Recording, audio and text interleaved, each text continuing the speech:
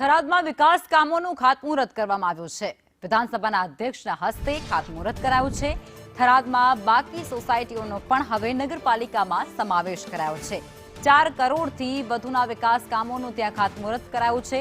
સોસાયટીઓને પાલિકાની તમામ સુવિધાઓ હવે મળી જશે। અધ્યક્ષ શંકર ચૌધરીનું સન્માન પણ કરવામાં આવ્યું।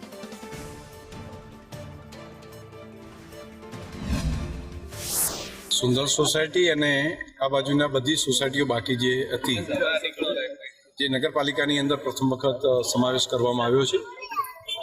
સ્ટ્રીટ લાઇટનું કામ, રસ્તાનું કામ, ગટરનું અને પાણીનું કામ, તેના માટે આજે 4 કરોડ રૂપિયાના ખર્ચનું આજે ખાતમુહૂર્ત કર્યું છે અને એનું કામની શરૂઆત કરી રહ્યા છે।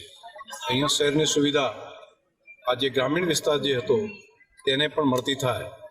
થરાદ જે પ્રમાણે આગળ વધી રહ્યું છે તે પ્રમાણે આખો આજુબાજુનો સોસાયટી વિસ્તાર પણ આગળ વધે અને અહીંયા રહેનારા લોકોની સુવિધા વધે તે માટેનું કામ હાથ લીધું છે। હું નગરપાલિકાની સમગ્ર ટીમને હૃદયથી ખૂબ ખૂબ અભિનંદન આપું છું।